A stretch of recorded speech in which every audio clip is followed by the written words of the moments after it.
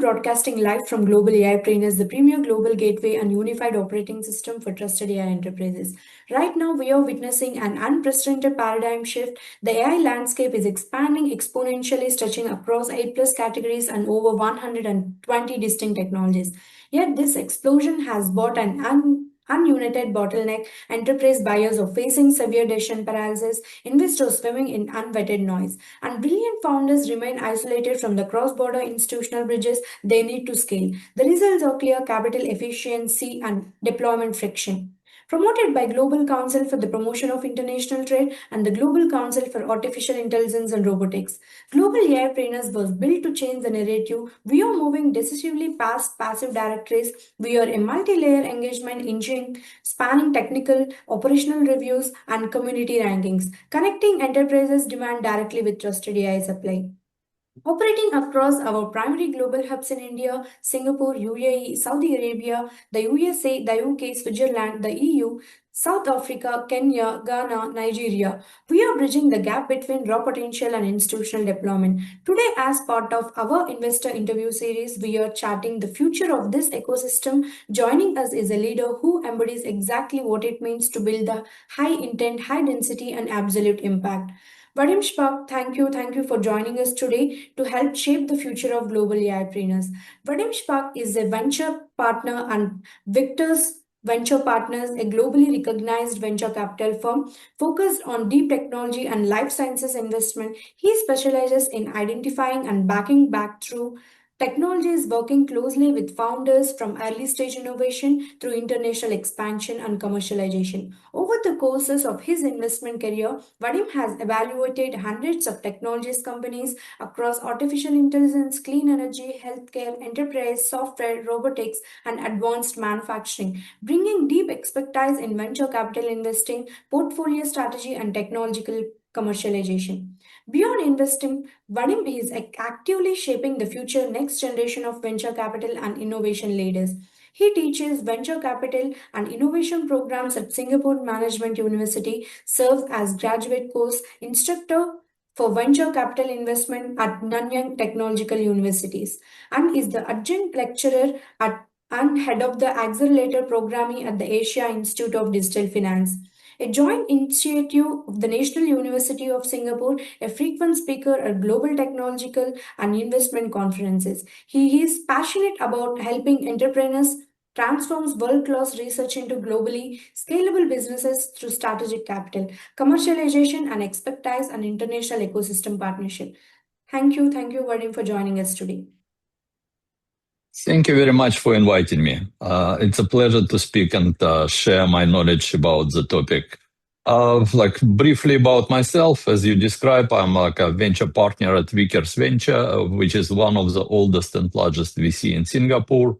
And talking about like a history of investing in AI, we as a Vickers started investing in AI before it was called AI, when it was called machine learning. So we invested in AI companies in 2016, obviously before LLM, but definitely we saw it's coming. We saw that machine like start thinking like people. So we invested in AI for visual search. So basically, camera looking at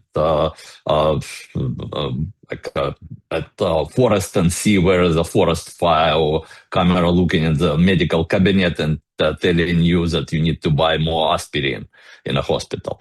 So, and we also invested in AI for drug discovery. So you know that like right now, it's many of these companies in this field, but at the time when we started, it was just a handful. And obviously, AI for drug discovery, if it can speed up like a development of a drug, saving like hundreds of millions of dollars, it's a very good investment to do.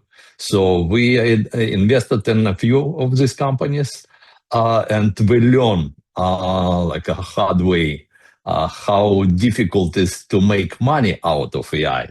And probably most of entrepreneurs, AI founders right now understand this. That like it's very, right now it's like super easy to come with a technology. Like, you know, coding is become much easier. So basically you have an idea and tomorrow you can build an algorithm to implement this idea. But this is where the problem starts.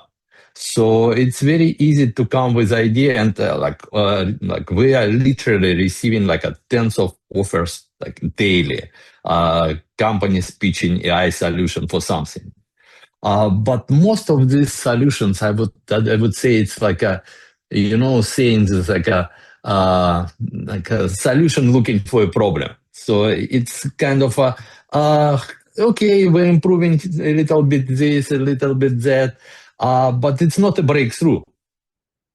Because, you know, like right now, all big companies like, you know, Microsoft Copilot doing almost everything. And simultaneously, you're receiving offer from the company basically replicating what Microsoft Copilot is doing for you for free. And they're offering you for subscription. So, and like for any, like a big company to take solution from a startup and use it without like knowing that this startup will be around next year, it's a huge like a challenge. It's very difficult for any company to make the decision. So this is why like it's very difficult to sell your solution. So it's very easy to come with solution, but very difficult to make money out of this. So, and this is what I see happening more and more, that not a technology the killer application from all these startups coming, but ability to monetize this technology, ability to distribute, to engage partners, to bring clients. This is becoming a bottleneck. So, and the more company have like experienced people on board capable on implementing solution, the more chance for success for these particular companies. And for example, we like from our like investment history in AI companies, they're all still around. They like we invested in these companies and they are still around, but they're not $1 billion companies. And you know, for us as a VC, we're always looking for, okay, this company, when we're investing, it's supposed to be $1 billion company. So, and the challenges for these companies, as I saw, it's not that they came with like our own technology. The challenge, because we are looking at the competitors. So we invested in a company for AI for drug discovery, and simultaneously we were considering another company for AI for drug discovery in silica medicine. My good friend Alex Javarenko. So, and right now, like in silica is a $4 billion company. They are listed at Hong Kong Stock Exchange. They went into partnership with Eli Lilly, with multiple other big pharma. So this is what they've done differently compared to the company we invested. So it's like technologies, like I would say, it's like a equal, but ability to make these partnerships, this is the critical application. So because when you come with like a drug candidate out of your algorithm, you still like the whole way in front of you to go through clinical trials, which will cost you like hundreds of millions of dollars. So if you are not able to partnership with a big pharma, you end up with the same like drug discovery companies. They don't use AI, so you come with a clinical candidate and you need to go through FDA trials and to prove it. So you need to raise hundreds of millions of dollars. So his critical application of Alex Zavarenkov was that he managed to create this partnership with pharma and managed to commercialize his drug candidates much faster. So this is like going back to the point when I started. So for any AI companies right now, the most important kind of a critical application ability to monetize technology, not the technology itself. I'll take a pause if you have a question. So, as you have evaluated hundreds of deep tech and AI companies across multiple sectors and geographies, right? So, from an investor perspective, what separates AI startups that are mainly interesting technology projects from those that have the potential to become category defining global businesses? Yeah, to start with, like you mentioned that like we invest in globally, but to be honest, there are like a very few centers of expertise where all these like deep tech companies are coming from. Obviously, right now it's the US, and probably 70% of our portfolio are US companies. Obviously, there are China. There are lots of talents in China. Obviously, it's India. Lots of talents in India. Like a few pockets of expertise in Europe. But for example, you highly like unlikely to get like a AI startup out of Indonesia, Malaysia. There are some, but like could not be like a category defining because there is not so much of a expertise built up there. And because any scientific discovery builds like on a shoulders of a giant, so you're learning from people who like came with like a basis of knowledge. So to start with, it's very like a narrow kind of verticals where this like new startups are coming from. And again, because right now it's very easy to separate like at the entry point. You don't need to read the deck because you see that if this technology is solving very large existing problem, yes, you can like make an effort and do more dig up and like read the deck and maybe have a call with the team. But most of the like AI solutions that are coming towards us, it just like application layer on top of LLM, like solving very small little problem. Like I don't need to go far away. I attended AI startup presentation last week in London, and like I'll give you a couple examples that company were presenting. So okay, one of them like they are doing kind of for financial institutions. They are like developing new structured products. So and I ask them, okay, like how much money do you expect to make? Oh, one product like probably like institution pays $40, 40. So, how many products do you need to sell, like to make like enough money? Oh, probably like they're creating like 30,000 a year. So you see, like even every product,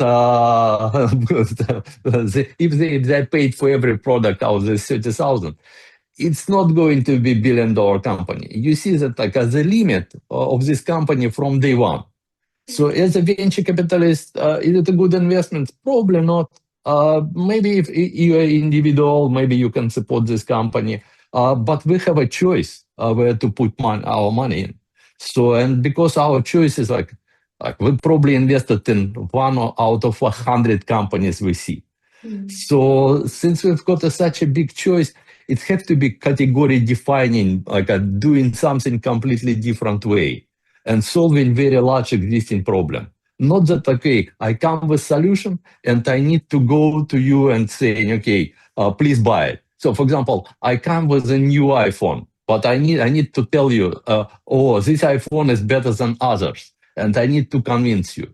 But if I'm coming, like I'll give you example, not from AI, but like from a real world. For example, I'm coming with a new cancer drug, cancer which is untreatable right now, say like a pancreatic cancer.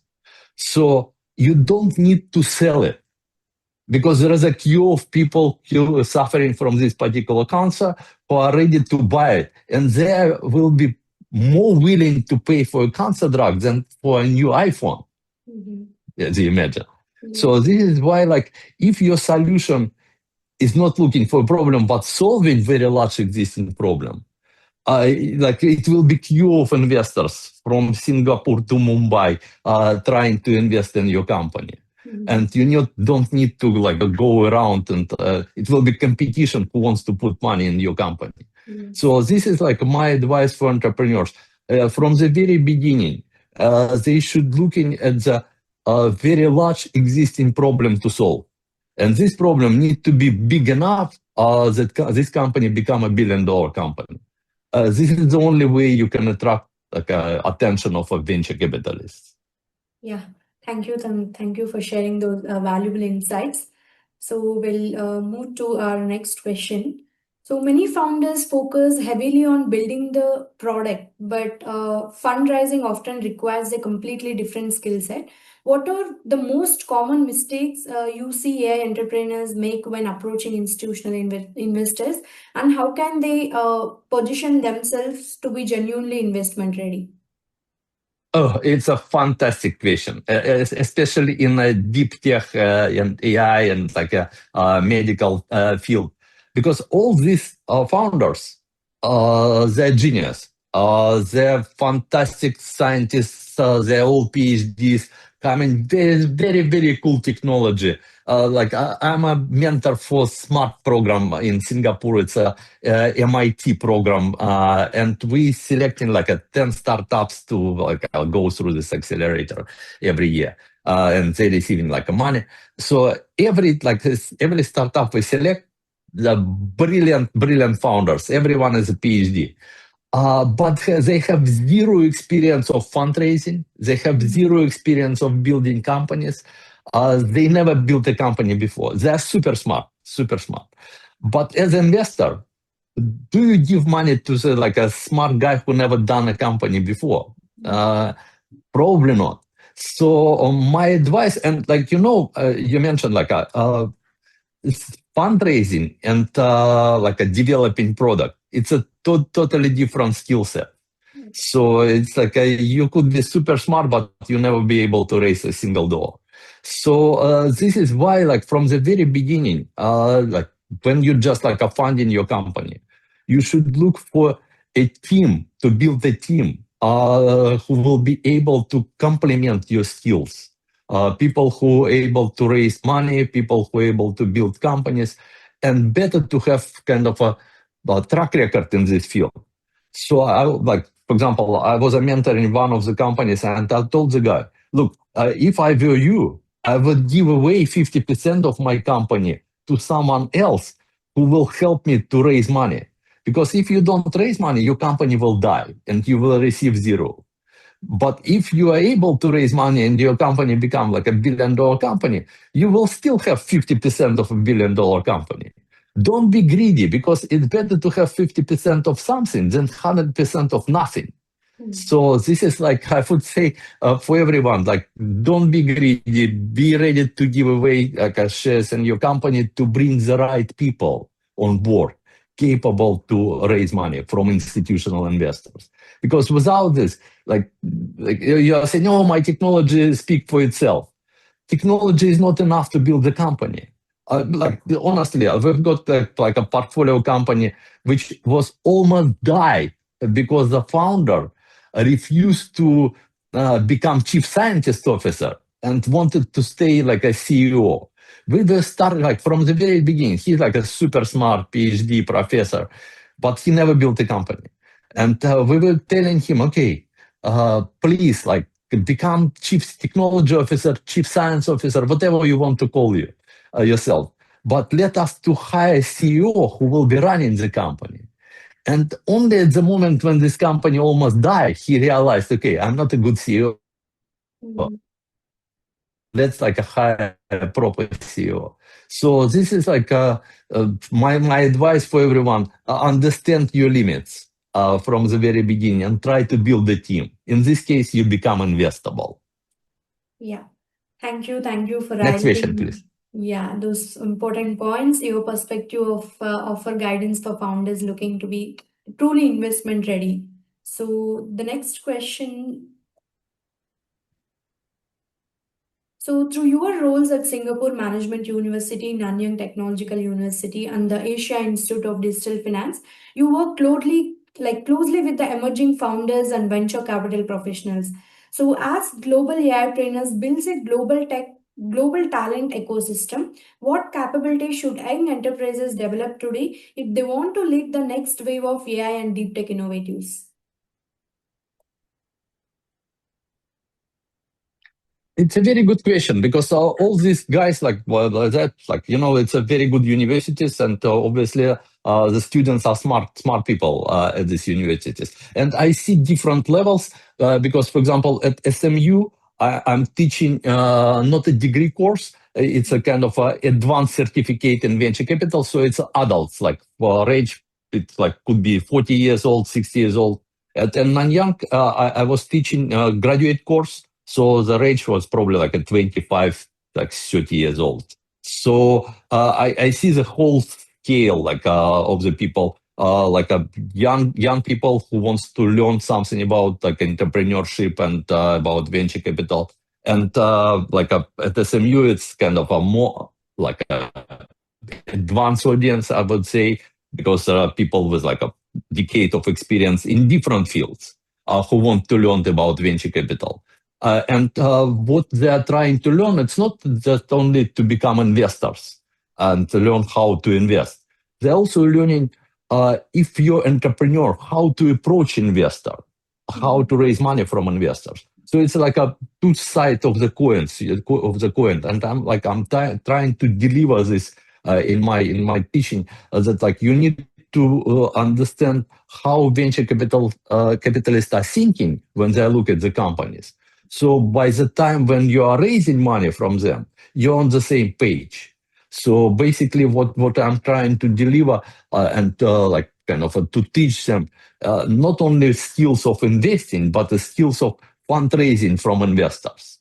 And what I see is like obviously Singapore is becoming, and it's always been kind of a hub for not only Southeast Asia right now, like a kind of a because right now Chinese entrepreneurs taking companies in Singapore, like about Manus AI, so it's a Chinese founders at company in Singapore, and entrepreneurs from Europe is setting companies in Singapore because it's very easy in Singapore to use Singapore as a jumping board for like a global expansion because it's much easier to raise money for Singapore company rather than for Indonesian company, I would say.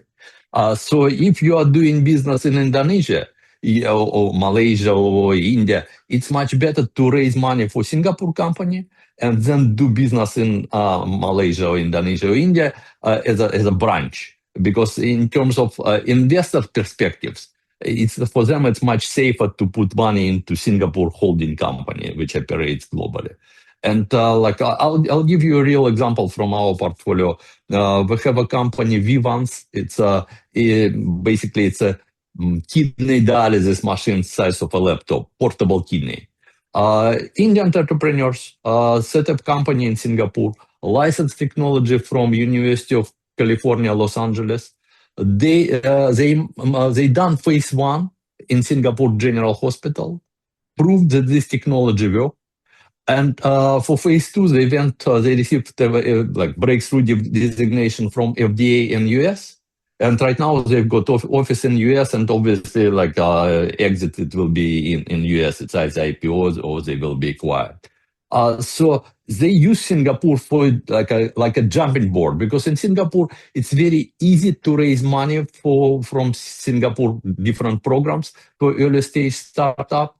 It's a good validation. People trust data from Singapore General Hospital, for example, where they done it. And it's much easier for them after they done it in Singapore to go to US rather than they were trying to do it like from phase 1. So this is like my advice for any like entrepreneur in the region. Use Singapore as a jumping board.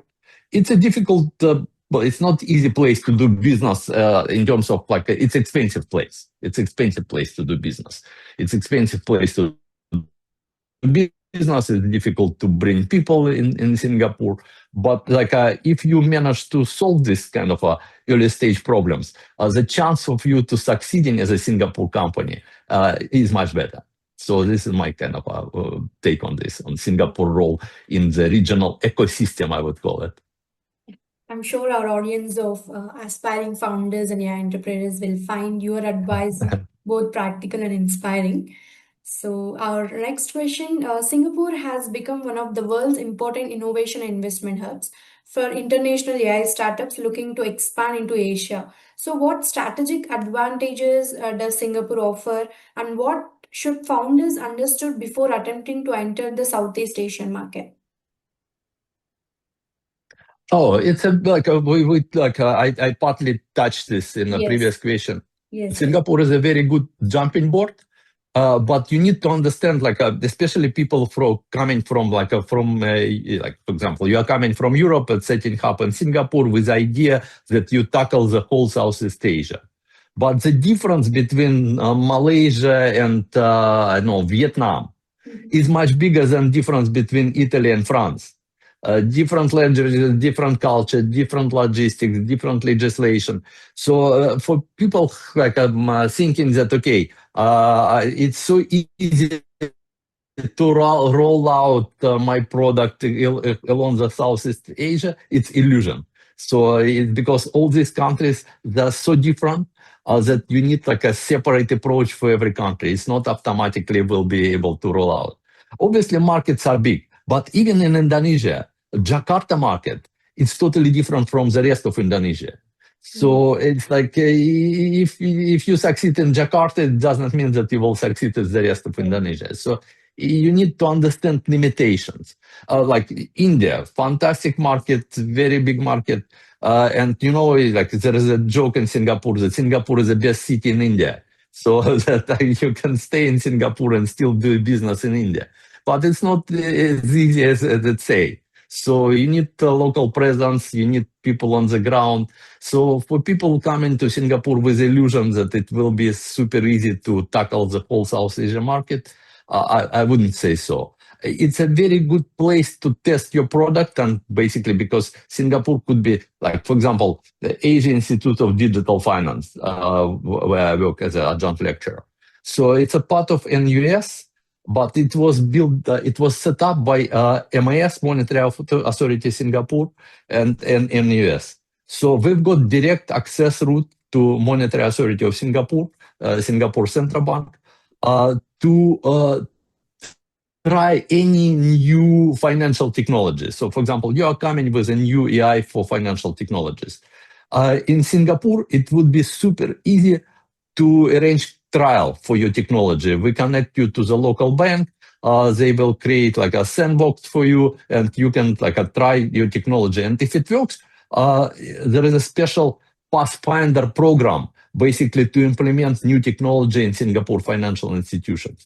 And if you find, like, if your technology work for DBS Bank in Singapore, obviously it will be much easier to pitch it to other banks in the region as a technology. So Singapore is a test bed, as a trying place. It's a very good place to start with.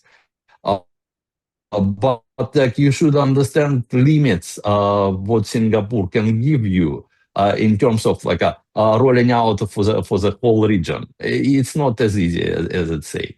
And again, like lots of programs, like a co-investment programs, I'm putting 1 million.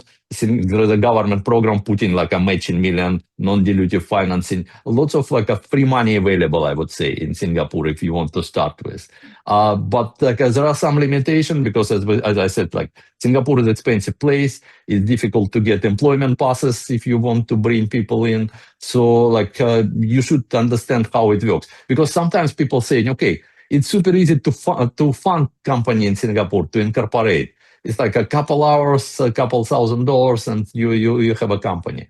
But you can be owner of the company. But next challenge, you need to hire yourself as a director of this company. But it's like a totally separate challenge. So it's like not as easy as it looks like. But if you manage to do it, the chance of success is very good. Yeah. It's clear that successful international expansion requires not only innovation, but also a deep understanding for local ecosystems and strategic partnerships. Yeah, exactly. And understanding that local ecosystems in Asia, they're totally different, because some people see, okay, Southeast Asia, it's a one single region. It's a single region, but divided in a totally different country. Yeah. So we'd like to move on next question. So last question as well. The Global AIPreneurs aims to become one of the world's most trusted platforms, connecting AI founders, enterprises, investors, universities, and governments. So based on your global venture capital experience, what is the single biggest structural gap preventing stronger collaboration between research institutes, startups, and investors? And how can initiatives like Global AIPreneurs help bridges the gap? Look, I see you're already doing very good thing. You're already doing very well, like bringing people on your platform, sharing knowledge. You're becoming kind of like a social network, I would say. Yes. But what I see like could be improving results from like you need to become a hub, not just a social network, and hub where entrepreneurs can get practical results. For example, maybe organizing pitching sessions for startups on your platform for potential investors. It have to be meeting point for people who, for example, raising money. And because of your global reach, you've got offices like all over the globe already, and like your well-known platform. So basically, for you to source these startups who want to pitch on your platform, it wouldn't be a problem. So the bigger challenge to bring investors who would be kind of listening these pitches will be more challenging. But it's always possible, because you see the value of the platform, not only how many people you can reach, the value of the platform, what practical results you can get from this platform. For example, I'm an entrepreneur, I'm set up a company, and I'm raising my first a seed money. So if I can pitch at your pitching event once a month to hundreds of potential investors and raise money for my startup, this is like, okay, it's probably like you can monetize this actually, because people, if they believe that they will be able to raise money through your platform, they will be paying you for the right to pitch at your platform. So from my point of view, it's a very good kind of a development for any social network to become a practical hub, how you can extract a practical value. Not only go there listening to interesting conversation with investors, becoming smarter. Not only educational value, but some we're venture capitalists, but our job is making money. So whatever we do, we're doing with idea how we can make money out of this. So like this is like my advice for you: how to make money out of this. You need to organize like a practical session when entrepreneurs can pitch and trade money. So this is like suddenly you become like a super valuable for them. So this is how I see kind of a next stage in your development. Yeah, we are doing this. Okay, good. Please invite me next time when you're organizing it. I will be keen to Sure. listen what startups are pitching at your platform. Yeah, sure, we can do that. So thank you for your valuable insights today. So what an expansional and insightful conversation for us today. So to our distinguished investor and speakers, Vadim, Shpak, thank you for sharing your valuable insights and global perspective with the global AIPreneurs community. Your insights on venture capital, deep tech commercialization, and startup scaling and building internationally competitive AI businesses have reinforced the importance of combining breakthrough innovation through strong execution, strategic capital, and global market access. So, to everyone joining us from around the world, thank you for being part of today's session. The future of artificial intelligence will be shaped not only by technological breakthroughs but by the strength of the ecosystems that connect founders, investors, researchers, enterprises, and policymakers across borders. If you are an AI founder, innovator, investor, or enterprise leader looking to become part of this global ecosystems, we invite you to join us, the Global AIPreneurs. Thank you for joining us today. Until next time, keep innovating, keep collaborating, and together, let's build a trusted, scalable, and globally connected AI futures. Thank you for joining us today, Vadim. Thank you very much. Thank you. Bye Yeah, bye. thank you. Yeah, bye bye. Have a great day.